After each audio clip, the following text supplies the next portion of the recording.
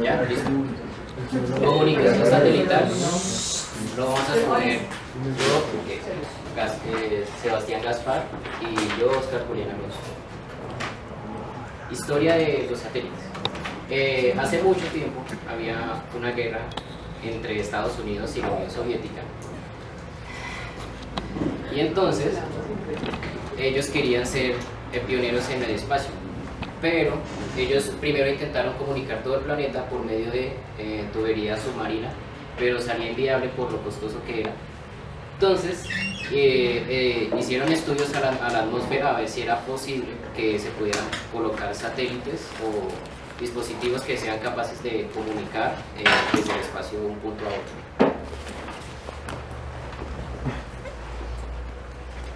El primer satélite.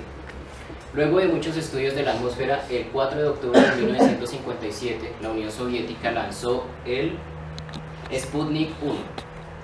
Este satélite fue para probar que se podía comunicar desde un punto a otro, y su gran aporte fue que pudo emitir señales de pitidos por radios, hacia las radios. Desde ese día, cuando Estados Unidos vio que la Unión Soviética mandó esto, entonces se pusieron las pilas y crearon la NASA. El primer satélite para comunicación, que es el TESDAR 1, este fue lanzado por la NASA el 10 de julio de 1962. Su primer logro fue hacer la primera comunicación entre dos señales, y también era capaz de transmitir señales de televisión y otro tipo de... Pero tenía un problema, que como la órbita no estaba bien ajustada en ese momento, entonces solamente era posible que este funcionara por 20 minutos por cada Luego de este vino el TESDAR 2, que fue donde llegó mandaron a un perro al espacio que llamaba... Una perrita, Kudryavka Laika. Laika. Y el tercer TESDAR fue el que se estrelló, el que no se pudo lanzar. Línea de tiempo de los satélites. Empezamos con la era aérea, en el cual pues era con avioncitos para la era de los satélites rudimentarios, que fue el Sputnik, que fue el pionero. La era de los satélites espías, que este era el Corona, que el Corona fue un satélite estadounidense que espiaba a la Unión Soviética, a China, a todos esos países, y además lograron descubrir varias ciudades que no se sabían que en ese tiempo existían, porque pues la anotaron cuando ya estaba así un pueblo fantasma. La era de los satélites meteorológicos, que son el GOES y el NOAA-AVHHR. Estos eran capaces de mirar, pues, ¿qué es? La era Lanza Spot, que estos eran los satélites que eran capaces de mirar tomar fotos bien, en alta definición, bien bonitas en HD a la Tierra. La era de observación de la Tierra, que son los CDS y RS, que son ya satélites lanzados por distintas entidades, por ejemplo la Unión Europea, Canadá, Japón, que cada uno quería pues su propio satélite de teledetección. La era del nuevo milenio, que es el Earth Observing y el Aviris, que fueron lanzados por los Estados Unidos. La era de los satélites comerciales, que eran los iconos.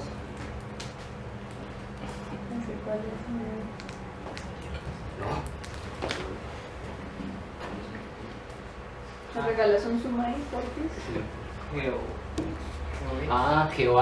GeoEye y...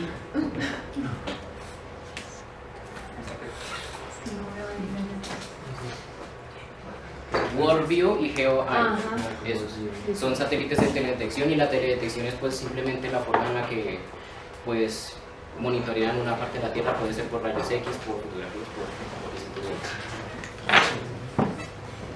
y aquí llegamos a cómo es la órbita de los satélites y su función por las alturas, que son las LEO, NEO, GEO y EO. ¿Marcado? Leo, Meo, Geo, Eo.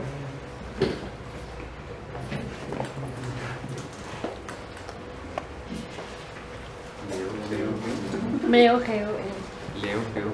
Es Leo, Jai, ahí sí que falta Eo.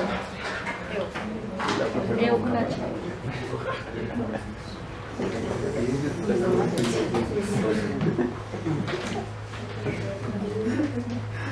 ¿Cómo es? Low. No, Miriam, no. Esto es Geo.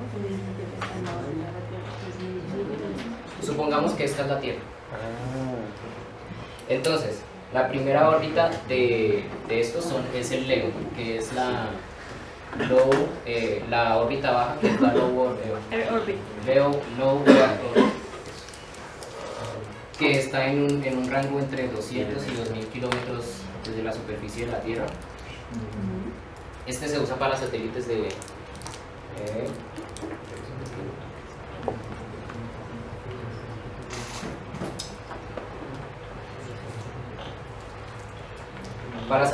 observación, se usa esta órbita. Está luego la MEO, que es la órbita media o media Earth orbit, que está a un rango entre 2000 kilómetros y 3000, que es 35.786 kilómetros. Y luego viene la órbita, que es la que importa para esto, que es la de la comunicación, que es la órbita, pues órbita alta, EO. High Earth Orbit. EO. Hay dos órbitas. La órbita altamente elíptica y la órbita geoestacionaria. Entonces No está la así. EO. No, espera. Esta órbita no es así. La que sigue después de esta es lo que es una forma así. Vamos. Y esta órbita es así para las telecomunicaciones porque desde este punto, o sea, con esta órbita el satélite está como estacionario en la Tierra, mientras la Tierra está rotando, el satélite se ve como estacionario. Luego Yo ahorita te complemento la información. Y luego está ya la última, que es la que va más allá del...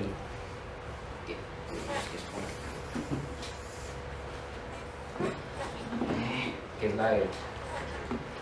que va más allá de 35.000 kilómetros. 35.786.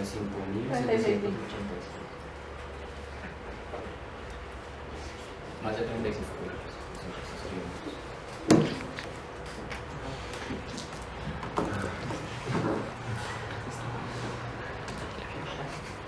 Ya listo, ¿cómo funciona? Los satélites se dan gracias a que las microondas, a causa de las microondas, como para transmitir estas señales, no puede ser un objeto interfiriendo, así que se creó pues un artefacto que estuviera en el aire, la cual hiciera como una señal de rebote, que se transmitiera y bajara.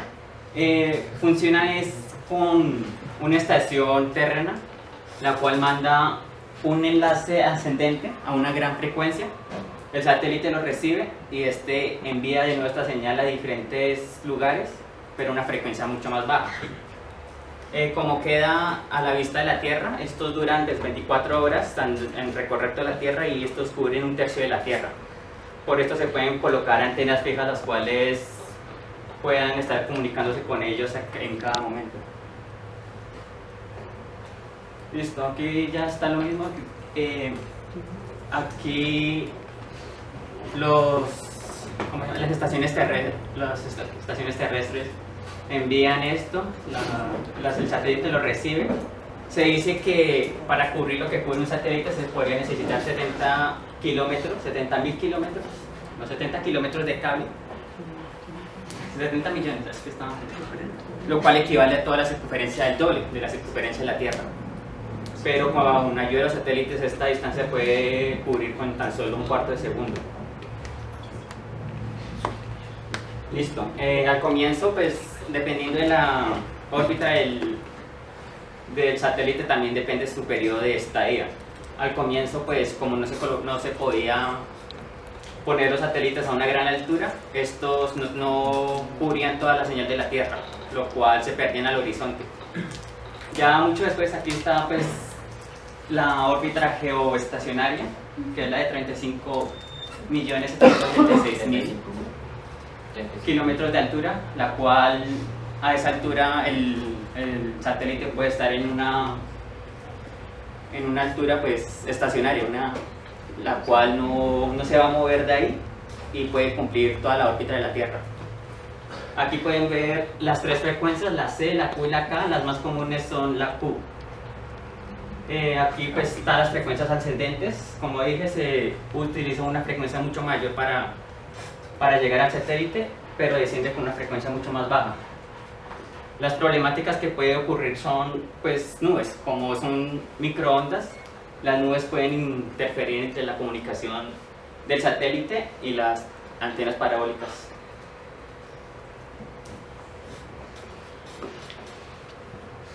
Bueno, ahorita lo que más se está utilizando son las antenas parabólicas que se están viendo casi en todas las azoteas, las terrazas de todos los lugares. Pues estas tienen formas de parábola y su señal llega al foco de esta parábola. Es importante que estas estén bien comunicadas, bien ubicadas con el satélite para que llegue de forma paralela a la antena. Y su conexión a internet se da gracias a unas tarjetas de datos de vía satélite. Para conectar esto se necesita un satélite híbrido, satélite teléfono, también se necesita la antena parabólica, una conexión telefónica a internet, la tarjeta receptora, que es una tarjeta de datos, y un software específico y claro, la suscripción del proveedor del satélite. Acá hay un video. Pues aquí está cómo envía y cómo recibe las señales. Y aquí tengo.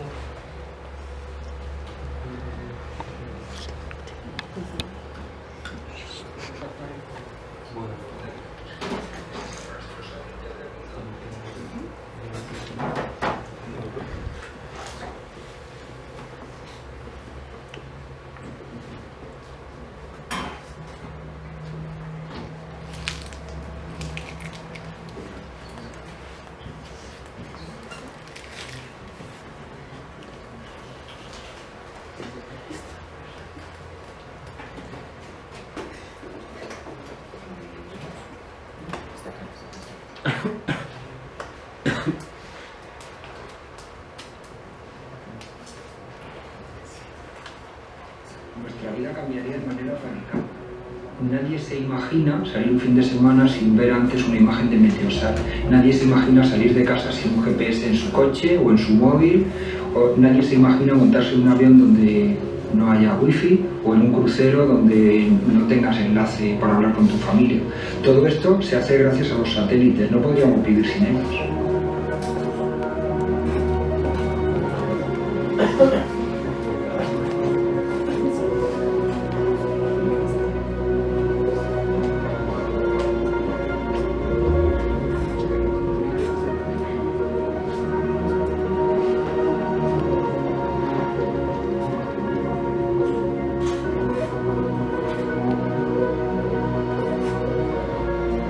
El programa Copérnico ahora mismo consta de 5 satélites, un Centinela 1, que es un satélite radar, un radar en banda C, control medioambiental, un Centinela 2, es un satélite óptico y que cubre bandas infrarrojas. Necesitas primero una imagen óptica y sobre ella superpones la imagen radar.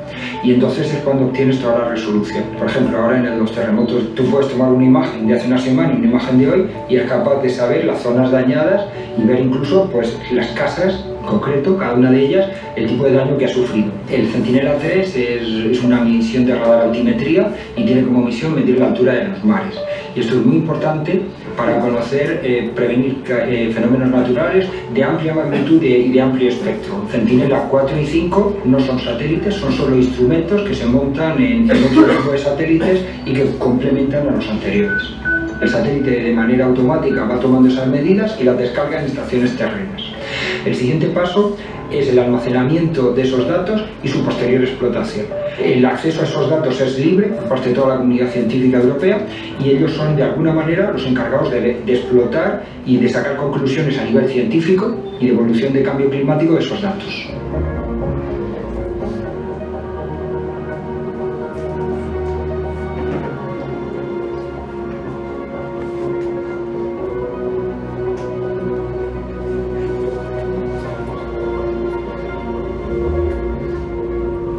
Prevenir catástrofes naturales, digamos que es la gran asignatura pendiente de la humanidad. Si hablamos, por ejemplo, de prevención de tsunamis, lo que sí podemos hacer con un satélite es medir la altura de las olas. Lo que veremos es una diferencia de altura de olas significativa. Eso los radares lo detectan con una precisión de pocos segundos y a partir de ahí se puede mandar una señal de alerta a toda la zona costera próxima. Tendremos un plazo de varias horas hasta que esa ola llega a la zona costera. La inteligencia artificial puede jugar un papel fundamental en el futuro del espacio porque podemos integrar muchos sensores que están en diferentes satélites y dar una respuesta rápida.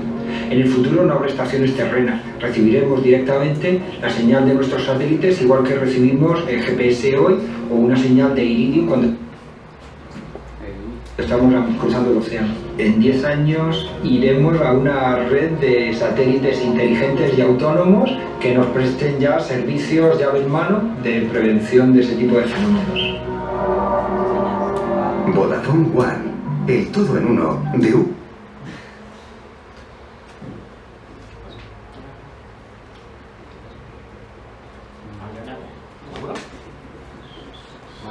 Quieto, quieto.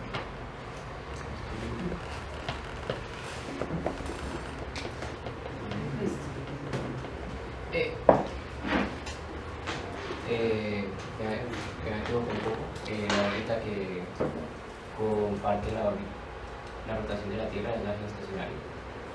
Y la que va más allá de esta es la High Geoestationary Earth Orbit. Que es la Listo. Bien. Yo les voy a contar otro poquito de historia con respecto a satélites. La tecnología ha sido sustancialmente grande, entonces no podíamos ser ajenos a la evolución que se dio por la Guerra Fría.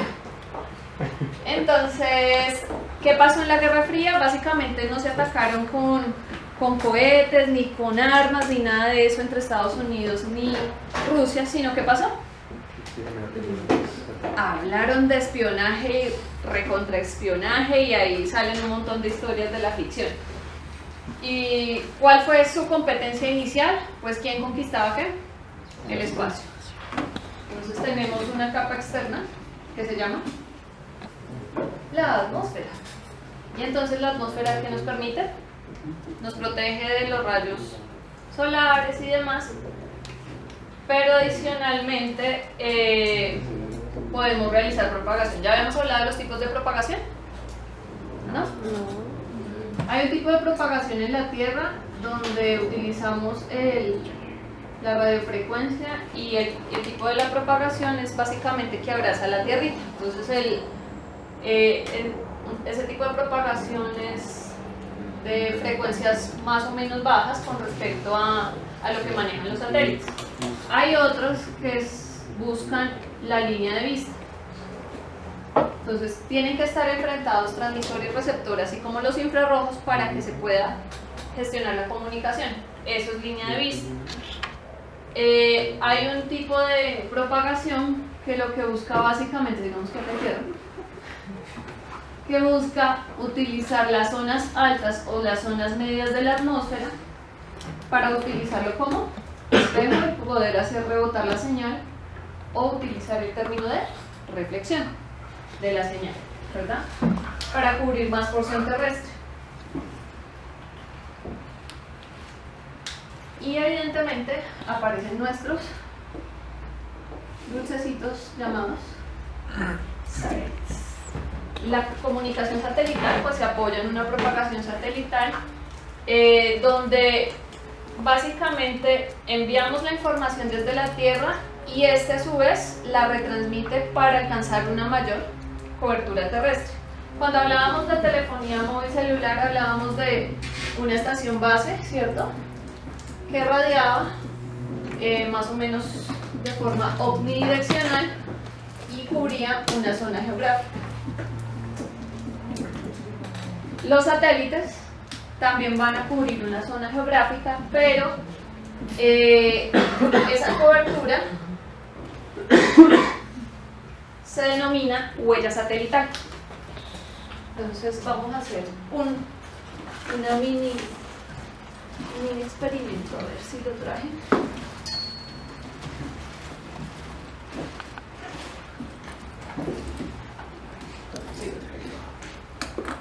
¿Qué tenemos acá? Una linterna, pero vamos a hacer de cuenta que este va a ser mi satélite. Si me acerco mucho a la Tierra, la porción que voy a cubrir es menor. Entonces, si me alejo un poquito más, voy a cubrir más porción terrestre. ¿Cómo? ¿Pero qué? O sea, de manera de cubre una porción más pequeña, pero es mejor la señal. No necesariamente. Lo que pasa es que, por lo que estamos muy iluminados, se ve como si se alejara, se perdiera la señal. Pero voy a cubrir una porción más grande y la huella va a ser en sí más grande. ¿Cuál es el problema de que sea más grande o no? El problema realmente no es la cobertura en sí o que no haya la tecnología, sino tiene que ver con la órbita. Y si hablamos de la órbita, entre más alejada esté de la Tierra, va a valer más. Hay 3 órbitas. Bueno, empecemos con los tipos de órbitas. Hay órbitas circulares y hay órbitas elípticas. Si son circulares, pues van a tener, por acto de fe, esto es un círculo perfectamente bonito, y es similar al de la Tierra. Entonces, ¿qué va a pasar? Va a girar alrededor de la Tierra. Si es elíptico, ¿qué va a pasar? Va a tener una elipse, pero con la elipse voy a tener 2 puntos a trabajar. Primero, cuando es un círculo simplemente tengo un radio y el radio se va a comportar de la misma forma en toda la porción. Entonces digamos que es más predecible tener una órbita circular que una órbita elíptica. Cuando tenemos una elipse, ¿qué va a pasar?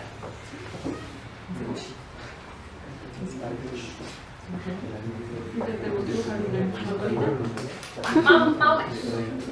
¿Qué va a pasar con la elipse? Va a tener una división, una distancia alfa, digamos, y una distancia beta. La Tierra va a estar en este punto. Y el satélite va a hacer un recorrido del color morado.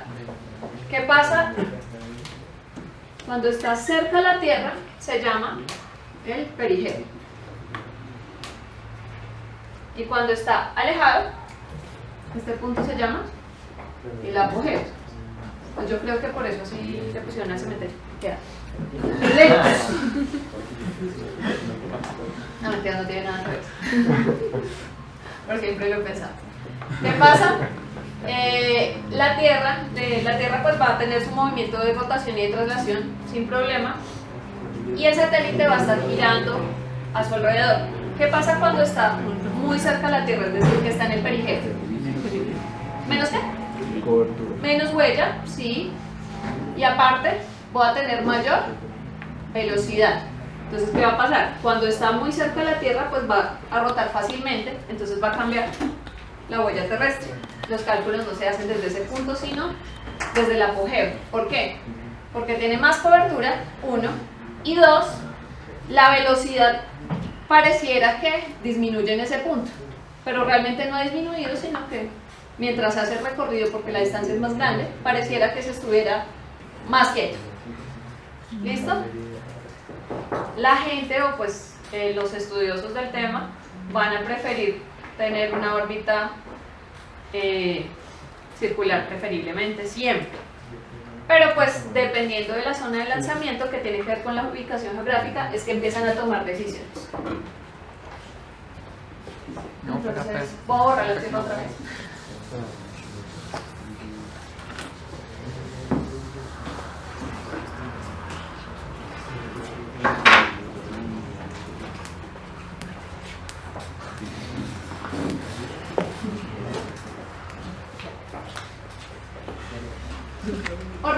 circular.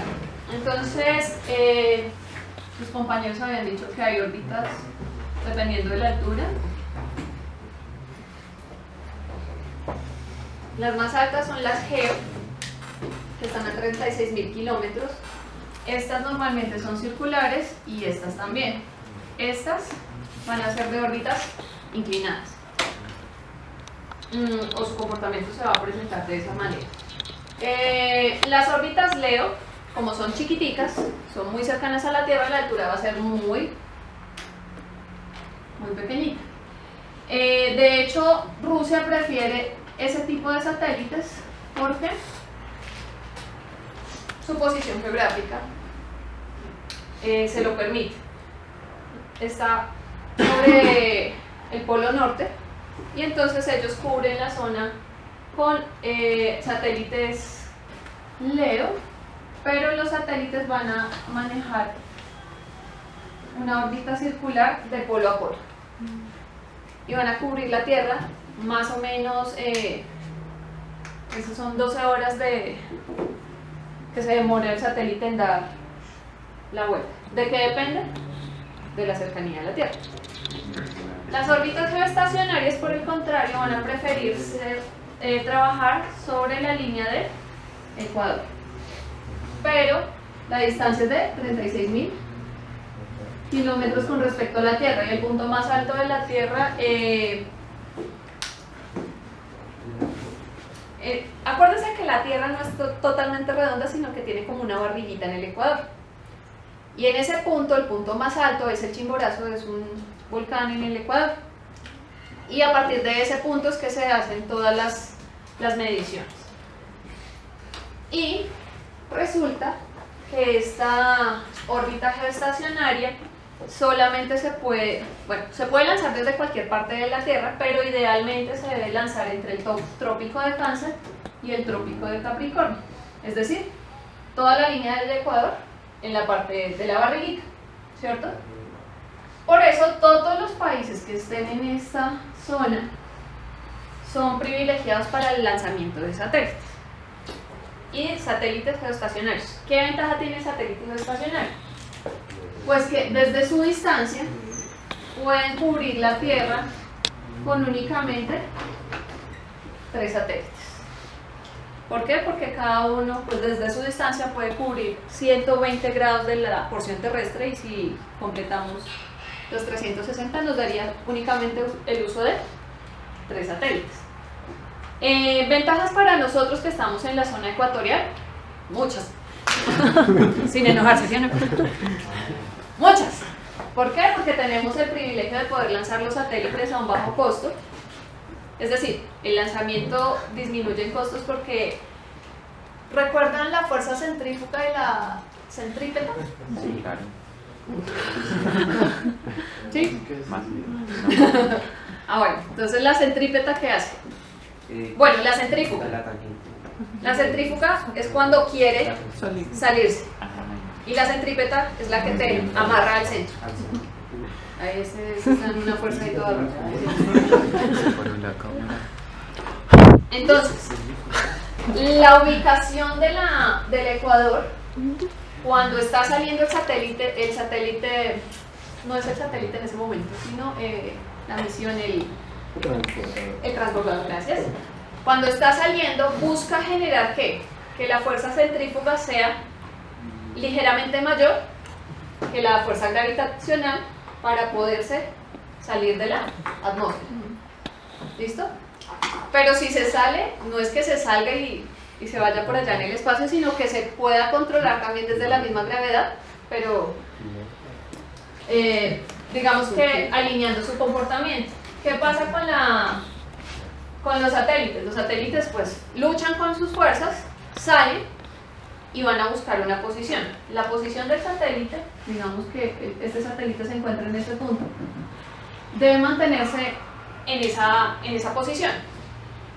Normalmente se define como una cuadratura, eso se le denomina ventana. Si el satélite se baja, se sube, con uno de los subsistemas yo los puedo reubicar para que no se den el objetivo. Si el satélite lo logro ubicar es porque la Tierra igual está ejerciendo una gravedad, pero no tan fuerte para hacerla entrar otra vez dentro de la atmósfera. ¿Listo? Lo mismo pasa con los polares, lo mismo pasa con los de órbita inclinada, con los MEO, cualquiera. Llegan a su posición y ya empiezan a funcionar, y dependiendo de cuál sea su misión, si recorrer de polo a polo, en la parte ecuatorial o en la parte inclinada, que el recorrido sea predecible y manejable desde la estación terrestre. Y entonces, nosotros en nuestra posición podríamos enviar un poco de satélites y recibir plata por eso. Pero adivinen, nosotros no solo Colombia, sino todos los países, la mayoría de países que nos encontramos en esta zona, pues somos países en vía de desarrollo donde la ciencia y la tecnología no es la primera inversión que hay. Entonces, ¿quiénes se aprovechan de eso?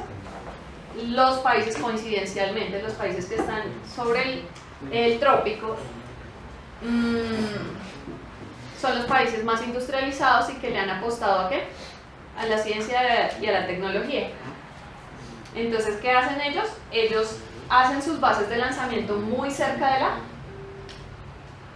línea del Ecuador, ¿cierto? La NASA, ¿desde dónde lanza?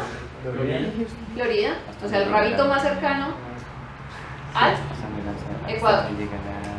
¿Qué quiere decir eso? Que no quieren gastar plata en transporte de las piezas, ni ensamble, ni nada por aquí cerquita, sino que tratan de hacerlo allá. Obviamente les sale mucho más costoso, y el tema de la ubicación del satélite en la ventana pues se demora un poquito más, pero lo pueden lograr. Rusia, cuando ha lanzado estos satélites de órbita geoestacionaria, normalmente lo hace desde Kazajistán, y pues van otros por ahí. Usos de los satélites, los que quieren, inicialmente para la guerra. Entonces, todo lo que sean comunicaciones militares, espionaje y esas aplicaciones, pero hubo iniciativas de parte de empresas privadas. Bueno, se me olvidaba comentarles, no vi un solo satélite ni nada de eso, siempre conviven por sistemas. Entonces, ustedes han escuchado hablar de GPS, sistema de posicionamiento global. Hay un sistema, un número considerable de satélites que están rodeando la Tierra todo el tiempo y están dando la ubicación exacta de todos los vehículos, dispositivos y demás, que en un inicio era para la guerra, como dónde está el enemigo, qué tanto se ha movido, cómo lo podemos identificar desde lejos, o cómo podemos hacer seguimiento a nuestro convoy, para que no se pierda o no sea atacado. Profe, digamos ese sistema, ¿con cuántos satélites? Con 3 ya hace una ubicación exitosa. Entonces, cada uno de los satélites, voy a hacer otra tierra chiquitica. Cada uno de los satélites se va a ubicar, bueno, digamos que van a tener un uso y van a dar una huella. Este va a dar esta, este va a dar esta, y digamos que da esta. La intersección de esos 3 me da que muy probablemente el objeto que yo esté haciéndole seguimiento está en este punto. Pero en la actualidad se usan 4 satélites. ¿Para qué? Para mejorar la precisión. Entonces, cada vez que tú buscas la ubicación por GPS, realmente estás usando mínimo 4 satélites. Obviamente tú no eres el único que la usa. Muchas más personas están haciendo uso gracias a las técnicas de multiacceso, FDMA, CDMA, TDMA, porque pues sería muy costoso hacer un ensamble tan fuerte, una inversión tan fuerte, porque los componentes son conductores de primer nivel, es decir, hay oro, en los satélites hay oro, literal. Los sistemas de comunicaciones son muy avanzados, tienen subsistemas eléctricos para mantener la señal, las transmisiones y demás, tienen un subsistema de antenas que son las que se comparten con los paneles solares. Los paneles solares pues capturan del sol toda la energía, la almacenan, hay un subsistema eléctrico que permite el funcionamiento Entonces, pues imagínate, aparte yo puedo posicionarlo en la ventana, el subsistema de propulsión, todo eso es muy costoso. Para un solo servicio no funciona mucho. Por eso es que los militares normalmente funcionan, los sistemas militares. Y Motorola intentó hacer un subsistema únicamente para hacerlo comercial, pero resulta que era demasiado costoso y casi se va a la quiebra, y en un momento tuvo que recibir una inyección de capital para mantenerse en el mercado. De la parte militar, pero ya no estaban en guerra, entonces no pasa nada. GPS, otros sistemas de satélites, el Iridium, que si mal no recuerdo es el subsistema de Rusia. Subsistema no, la red satelital. Está Galileo, que es de la Unión Europea. Iridium, Galileo, GPS. Beidou, ay, me acordé de Beidou. Beidou, que es el de la iniciativa china. Los chinos se están moviendo muchísimo a nivel satelital, pero muchísimo es demasiado, ya tienen su propia base para lanzamientos de satélites. Y su objetivo es traer algunos elementos que no se encuentran en la Tierra, sino que se encuentran en la Luna, para satisfacción de necesidades energéticas. Entonces China está, obviamente la NASA por ahí está trabajando como agencia.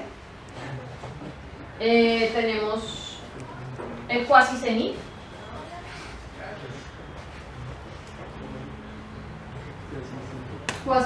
que ese es del sistema japonés. Ese sí es una órbita diferente, porque ellos lo hicieron en alianza con Australia, entonces solamente los satélites de ellos hacen como un ochito cubriendo Japón y la parte sur.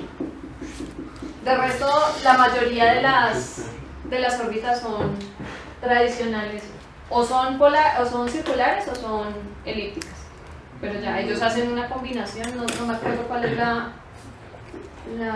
específicamente la forma en que ellos lo cubren, pero es un 8. Únicamente cubren esa zona y pues básicamente es para fines de meteorología y toma de decisiones en la zona, maremotos sobre todo, para evitar, o pues para estar preparados, como lo mencionaban en el video del españolete. GPS, Iridium. Bueno, si se me escapan, les ruego que me perdonen. Pero en general es eso. Ventajas de los satélites, evidentemente la cobertura y el gran ancho de banda que van a manejar, porque las bandas son de gigahertz, banda Ka, KU y la Z. Esas son las principales, y una de las aplicaciones son los VSAT. Así que tarea número 1. ¿Qué es VSAT? Disculpa. Las tareas son de lo más emocionante que hay en la vida. VSAT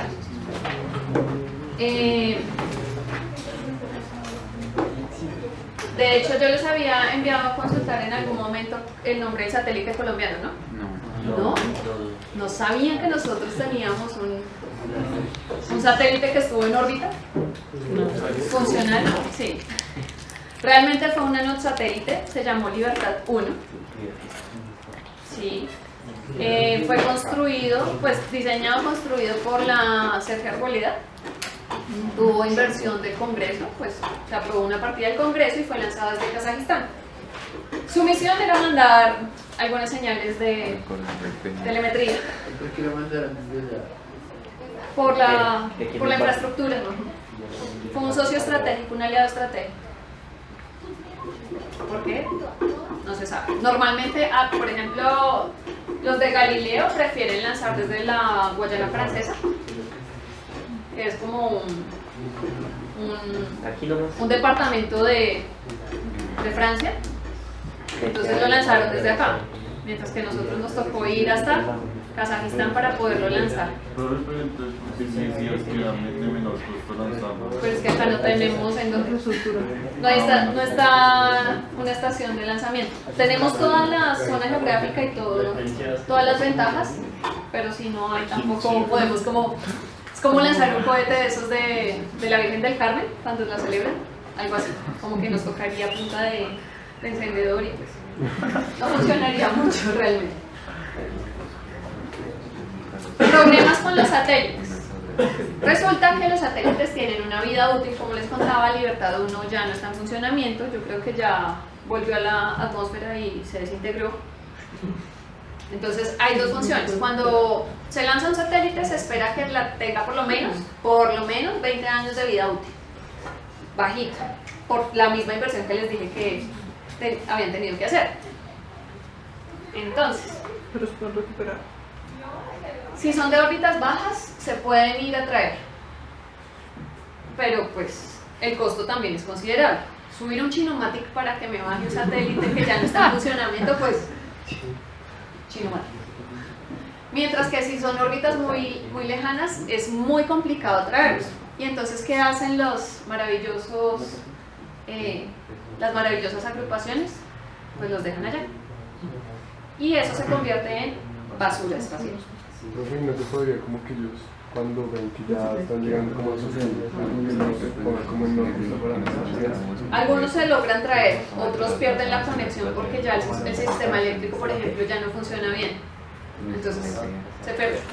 La mejor de las opciones es que ya la gravedad no los tenga, no estén tan amarrados a la gravedad y se pierdan hasta que se conviertan como en un meteorito o algo así para que se desintegren en algún punto de alguna atmósfera lejana o cercana, no importa.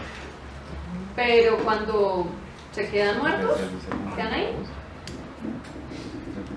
Miran. Y entonces se siguen lanzando más satélites y se están congestionando las diferentes órbitas.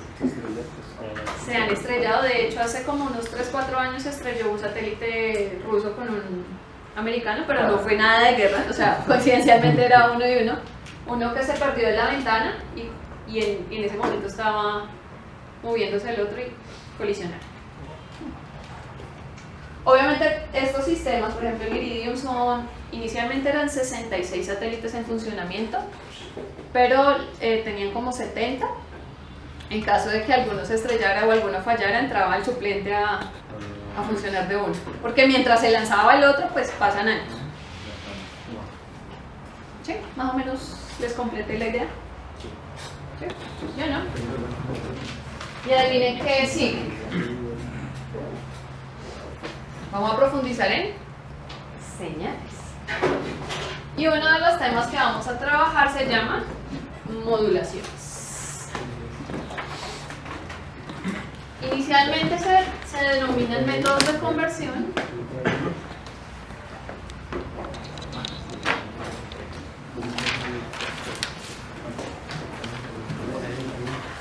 ¿Qué quiere decir? Que voy a trabajar dos tipos de señales. Una señal que se denomina señal portadora y una señal que se denomina señal de mensaje o señal moduladora.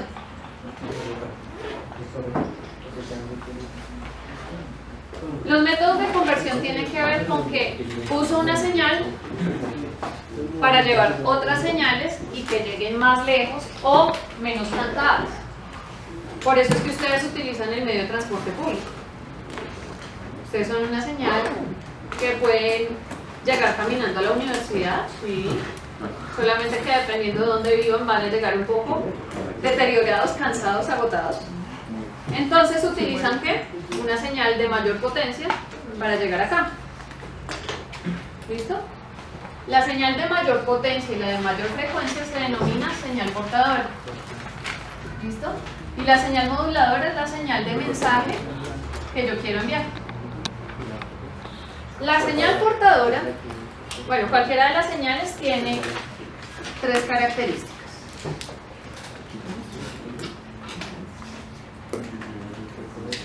Puede ser analógica o digital.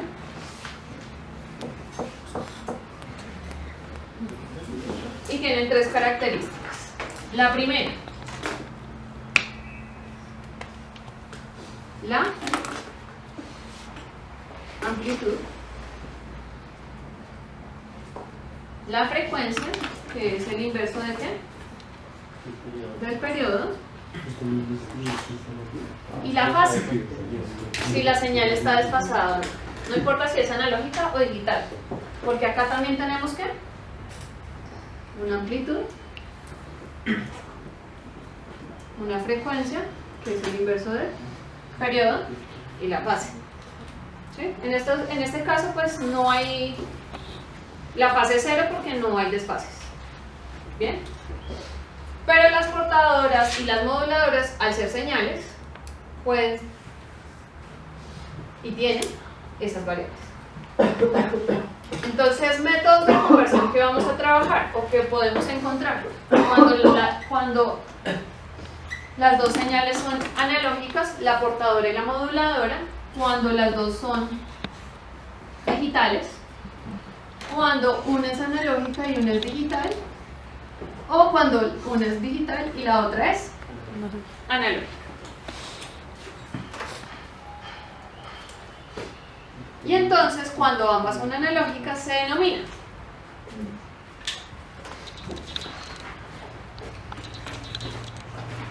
cuando yo modifico una señal con respecto a la otra y ambas señales son con una de las características con respecto a la otra y ambas son analógicas, yo digo que estoy realizando un proceso que se llama modulación. Cuando ambas son digitales, digo que estoy haciendo una manipulación digital.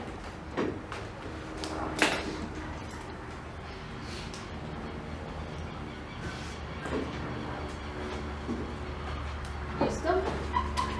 Cuando hay una y una, digo que son conversiones. Conversiones digital analógica, esta es una conversión.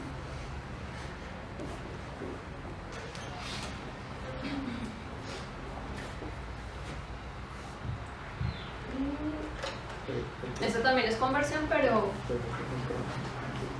solamente trabaja dos métodos.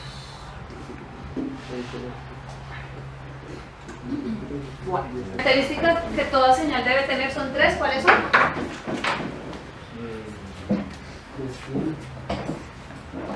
Amplitud, frecuencia y fase. Si yo modifico una de estas características, ya estoy haciendo un tema de conversión. Pero si estoy trabajando analógico-analógico y modifico una de esas características, en modulación tenemos tres tipos de modulaciones. Modulación AM, ¿te suena? FM y PM. No tiene nada que ver con la policía militar, nada. No, mentiras. En el uso sí. ¿Listo? Cuando es modulación, es decir que ambas señales son análogas. Cuando son manipulación digital, hay tres características, tres divisiones. Manipulación digital.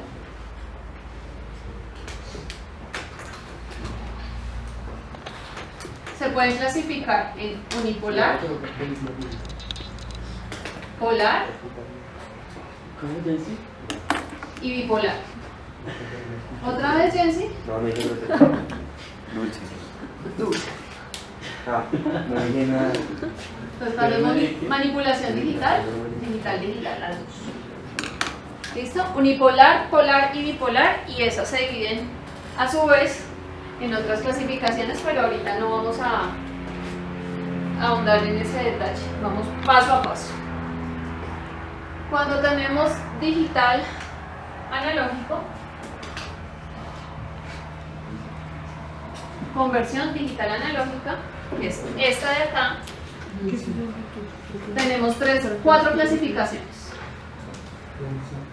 ASK, FSK, PSK y QAM. Y cuando es análogo digital,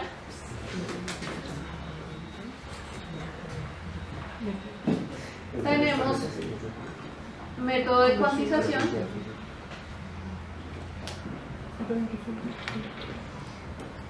y método del muestreo.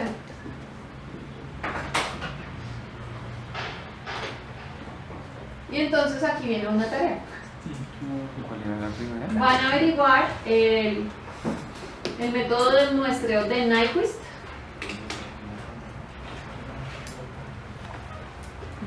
¿Cuál es la fórmula para realizar muestreo?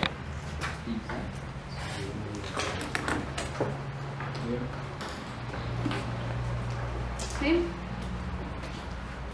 Y entonces, digamos que estos son métodos grandes y acá se trabaja algo que se llama PAM y PCR.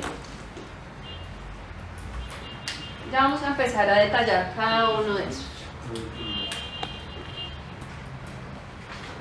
Esto va a estar un poquito denso, esta cantidad de información que van a recibir, así que tranquilos.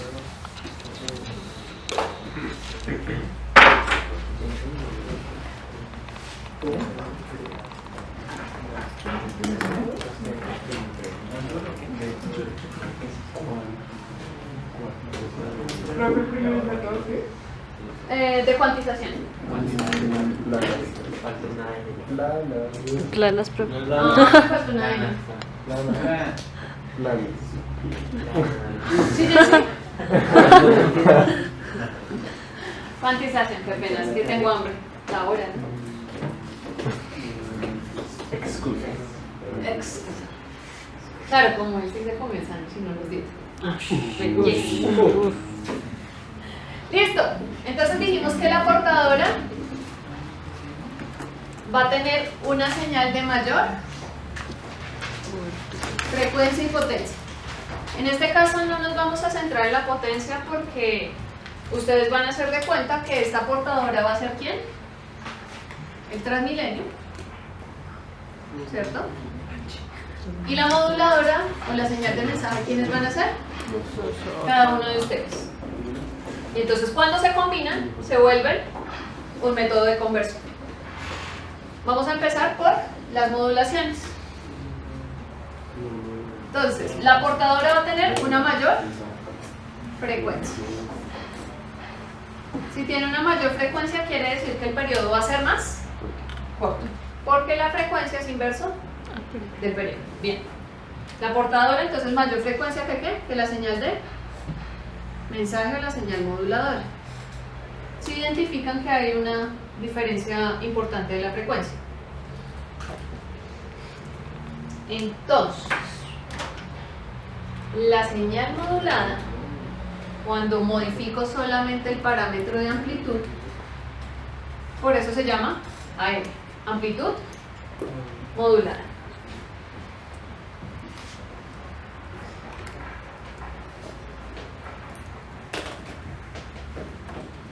¿Si están viendo bien o prendo la luz?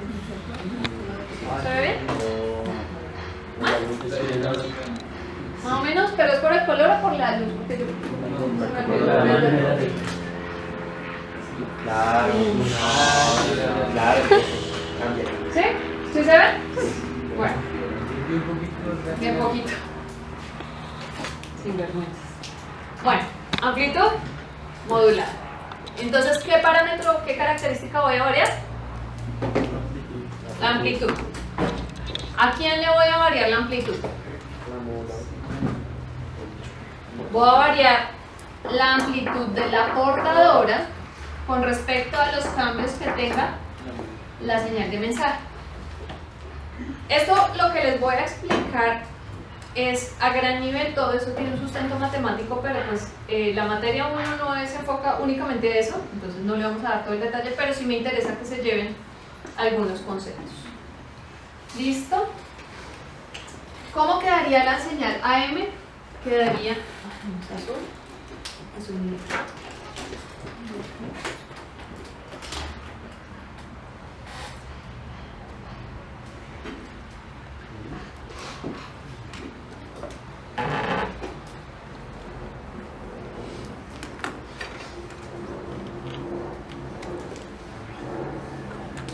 Por acto de fe, identificamos acá que la portadora, señal portadora, identificamos acá que la señal de mensaje, y todo en conjunto se llama la señal modulada. En este caso, la señal AM. ¿Qué varía? Varía la amplitud de quién? De la portadora con respecto a los cambios que tuvo la señal de mensaje. ¿Sí? Esta señal ustedes la podrían observar en un osciloscopio perfectamente, es decir, que está en el dominio del tiempo. Y tiene una variación de amplitud, ¿cierto? Pero también la podrían ver en el dominio de la frecuencia. Entonces esto se ve en el osciloscopio.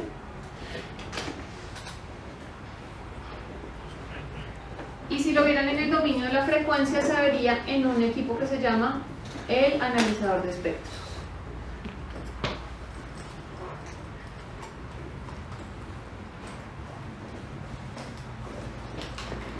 ¿Sí? ¿Cómo se vería esa señal?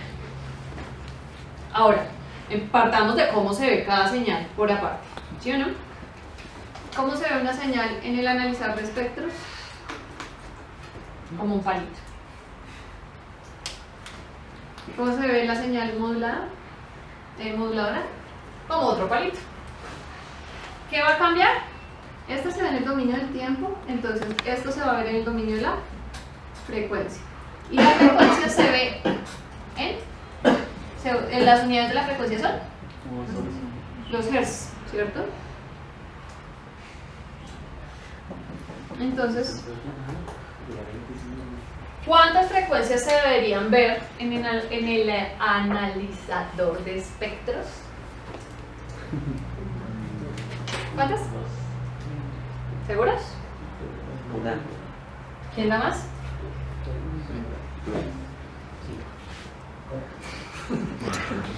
Se va a ver la señal portadora, ¿cierto?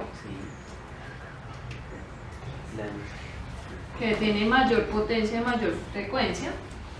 Y se va a ver la señal de mensaje, pero si se fijan hay una y hay dos. ¿Alrededor de quién?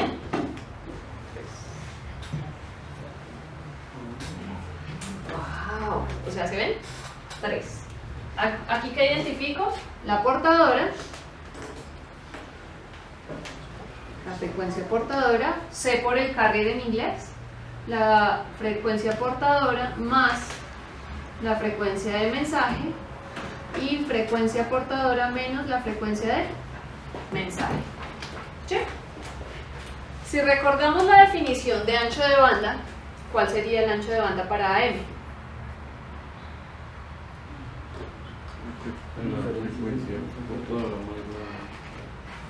Ancho de banda, frecuencia portadora más la frecuencia de mensaje moduladora menos la frecuencia inferior, ¿cierto? Frecuencia portadora menos la frecuencia del mensaje. Esto nos da algo como normalmente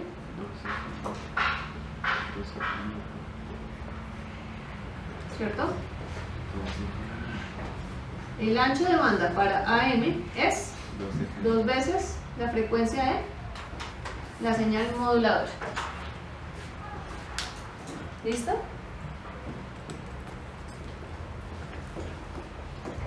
Y entonces, ¿para qué se hace eso? Primero, cuando hicimos la modulación en amplitud, únicamente variamos la amplitud.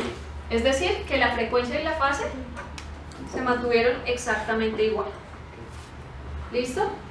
Cuando trabajamos señales analógicas, modulaciones analógicas, no modificamos 2 parámetros a la vez porque se vuelve difícil para los circuitos identificar qué fue lo que hizo. ¿Y eso para qué se hace? Para que la señal llegue más lejos. En recepción, ¿qué se recibe? Esta señal. Pero si se hace modulación en la transmisión, se debe hacer demodulación en la recepción para poder captar únicamente la señal que me interesa. En este caso llegan 2. Si llegan 2, ¿qué ¿qué pasa? Elijo cualquiera, ¿cierto? En recepción, en la demodulación, identifico la portadora, que es lo que ustedes hacen en la emisora. Sintonizo la portadora y escucho la señal que me interesa. ¿Listo? Y solamente trabajo una. Ventajas de esta modulación, que si yo envío una señal, cualquiera que sea, va a llegar al destino sí o sí. Inclusive puede llegar doble. Que apareció un ruido justo en la frecuencia donde estaba una de las señales de mensaje. Un rayo, no importa. Tengo la otra y puedo recibir la señal sin problema. Es como un backup de la señal. AM fue muy famosa. Digo fue porque está muriendo. De hecho, en los países nórdicos ya no hay modulaciones analógicas. Ni AM, ni FM, ni PM ya oficialmente descartados, y ellos ya están en una era completamente digital. Pero acá en Colombia todavía se maneja. AM, una de sus aplicaciones más importantes fue en la radio. La primera emisora en Colombia, bueno, ustedes no lo deben saber, pero se llamó Radio Sutatensa. ¿Sí? ¿Cómo? Por esas épocas. Básicamente, ¿cómo funcionó? Simplemente se modulaba la señal y se le regalaban los receptores a todo el mundo que quisiera escuchar la emisora. El único problema era que ese receptor, ese radiecito, solamente captaba la señal estaba sintonizado únicamente para recibir radio sutatensa. Entonces, si te hacían publicidad, si te hablaban de los curas, si te hablaban de los militares, si te hablaban de Herbalife, lo que sea, tenías que escuchar únicamente esa, porque no había... No creo que hubiera existido Herbalife, pero pues para contextualizar. ¿Sí? Entonces, Radio Sutatensa fue la primera emisora en Colombia. Funcionaba así y trabajaba en AM. Llegaba a todos los rincones de Colombia y solamente había un sitio de transmisión con múltiples receptores. La inversión era muy pequeña en comparación a la cantidad de gente que recibía la señal. A partir de Radio Sutatensa se generaron ya las emisoras que conocemos, los grupos que conocemos hoy día, Caracol y RCN. ¿Vale? Entonces, aplicaciones fundamentales de AM en el audio. ¿Hasta ahí cómo vamos? ¿Bien? Esto tiene fórmulas matemáticas, yo estoy haciéndolo más conceptual. Más conceptual, porque esto solo AM, FM y PM es un curso. Solo eso es un curso. ¿Dónde está el otro? ASK, FSK, PSK y QAM es otro curso. Se puede dar en otro curso. Este se podría dar en 2 cursos. Y el de allá, eso es telefonía tradicional. Toda la teoría. Entonces, quiero que se lleven el concepto para que sepan más o menos de qué les hablan cuando lleguen a trabajar, y ojalá lleguen a algún sector de telecomunicaciones, ya no están tan perdidos. Listo, ejercicio. Entonces, hallar el ancho de banda para una señal AM.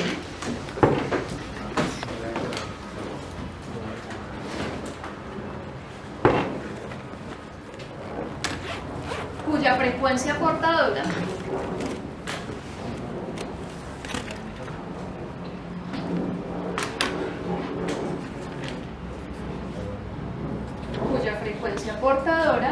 es de 100 kHz y la frecuencia de mensaje es de 5 kHz. Entonces, el primer punto es hallar el ancho de banda. Segundo punto, van a trazar el espectro de la señal AM. El espectro de la señal AM es este. Entonces, AM.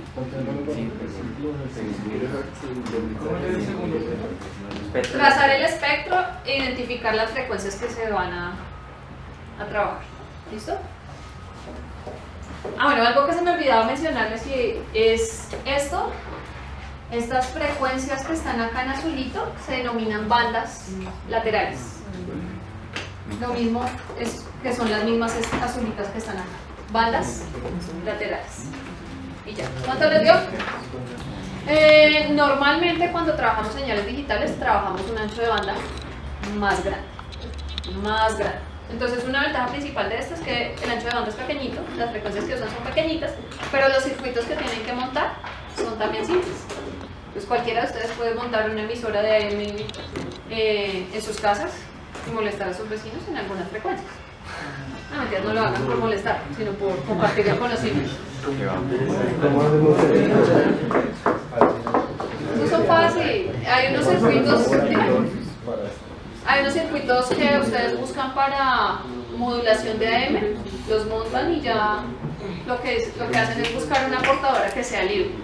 Ojo, no se vayan a meter ni con radio recuerdos, bueno, ya no sé qué emisoras hay en AM, que hace rato no escuché. Todavía me imagino que todavía existe. Melodía no es de FM, no se pasó a FM. Ah, pues Me parece que mi sí. abuelito la escucha y esa La cariñosa de mi abuelito la escuché. Cariñosa. Ah, pero se la sabe. Profe, si no hace como Las deportes, para que no las se deportes. Entonces ahí tendrías que apoyar en una antena y tener una fuente de energía lo suficientemente grande. ¿Qué tan grande quieres que ¿Cómo? Cuando tienes una batería de unos máximo unos 15 voltios o algo así, cubres una zona, un apartamento. Entonces pues, tendrías que buscar una fuente de voltaje. ¿Sí? ¿Harto? 15 voltios. ¿Qué?